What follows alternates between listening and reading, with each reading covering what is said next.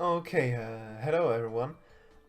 Today I watched a really good movie. It was called Fahrenheit 11/9.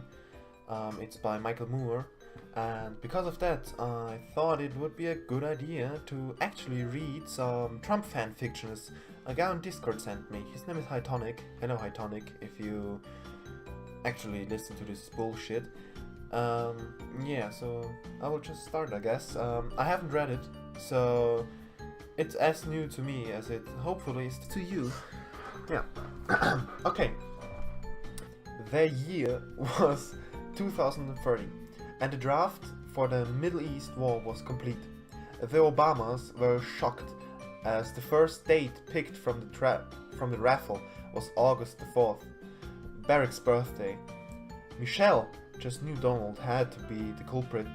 He's relentless, baby, she whispered in her hubby's ear. I know, my bittersweet chocolate chip, Barack responded. First, he selects Judge Judy to be the new Supreme Court Justice. Then he abolishes the law that the president's term is 4 years. Then he raises the draft age limit to 70, and now he must have rigged the draft, and I still cannot believe that he discovered Ted to be the Zodiac Killer. I do have to admit, I didn't see that coming. Michelle adjusted her electric lemon bifocals. Then two Schutzstaffelmen burst through the former president's front doors, armed with tasers in case he resisted. You'll never take me alive, Barack yelled defiantly. He reminiscent about his past ninjutsu lessons and front flipped into the pair, knocking, knocking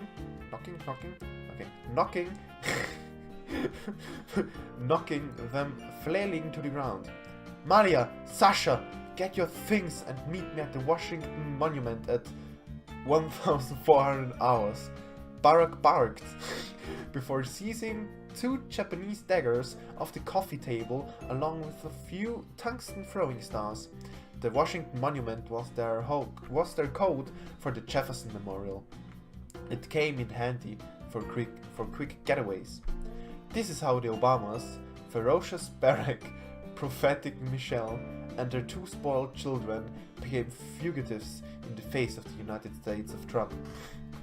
So, this has 3 chapters. I will just continue because this video won't be that long, I guess. Okay, second chapter. Silver raindrops trickled down the black sedan's tinted windows, pooling at the bottom edge for a moment, until the wind hastily whipped it away. Michelle peered into the grey darkness beyond the vehicle. Even though she could see into the future, she had no clue what happened next. Since when can Michelle see into the future? But I guess it's fanfiction, so nobody cares. Honey bun, she suggested, we're definitely far enough away from New York now, and Donald can't track us anymore. Michelle ran her fingers along the back of Barack's neck, outlining where the tracker used to be. He winced at the touch. But the essential moment was cut short when the passenger side window shattered into an array of twinkling shards. All 4 Obamas screamed in abject terror. Barack fainted, causing the four-door to skid off the road and the car is a 4-door. Fuck me. 4-door to skid off the road and slam into a firm oak tree. The still conscious trio sat in the darkness, petrified. Lightning flashed overhead, illuminating the ruined scene around them for half a second, just enough time for Michelle to see the vague silhouette against the sky. It was a hip-hop Hillary, ready to bust some femurs as well as some radical rhymes.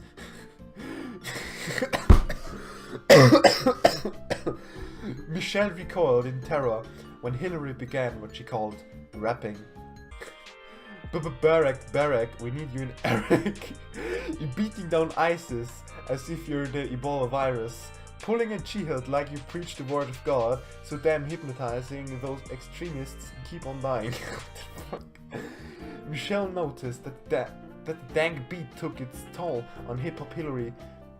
Hip Hop Hillary. Because she was sweating like a sinner in church. Though exasperated, Hip Hop Hillary swiftly pulled out a Horton Scout HD 125 crossbow. Yes, the exact same kind as Daryl Dixon.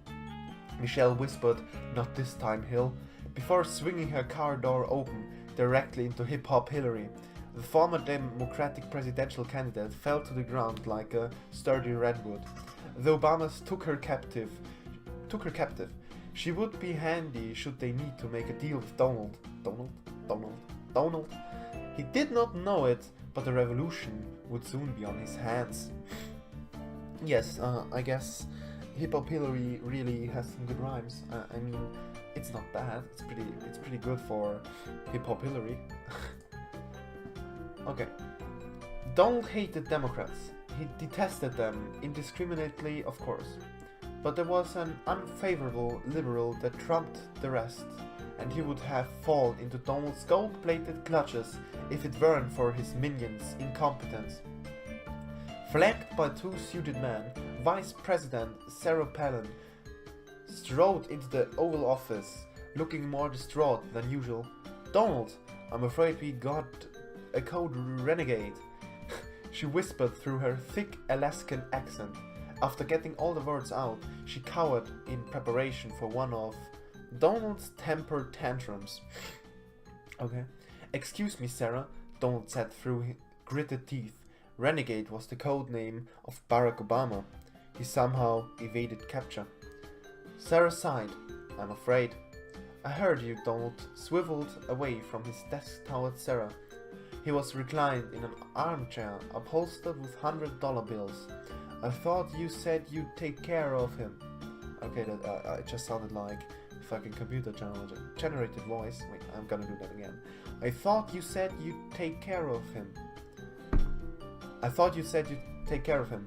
With each word, he prodded a thick orange index finger closer into Sarah's face. "I guess you'll have to spend another night in solitary." Donald snapped his fingers, and Secret Servicemen began to escort Sarah out of the room.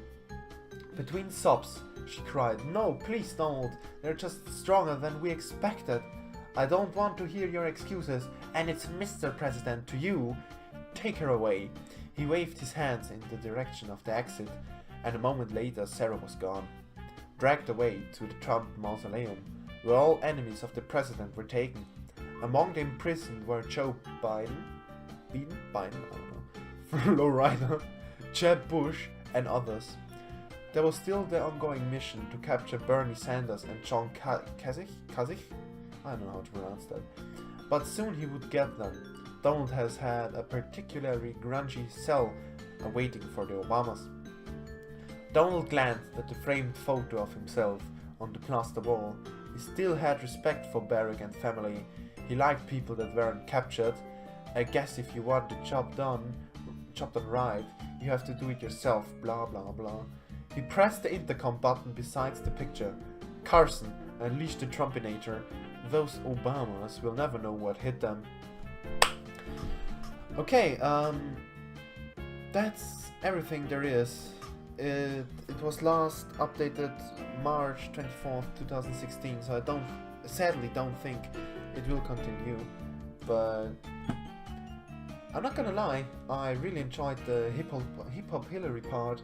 It was pretty funny. Yeah, that's about everything I have to say, because the story was actually quite shite, but Hip Hop Hillary was swag.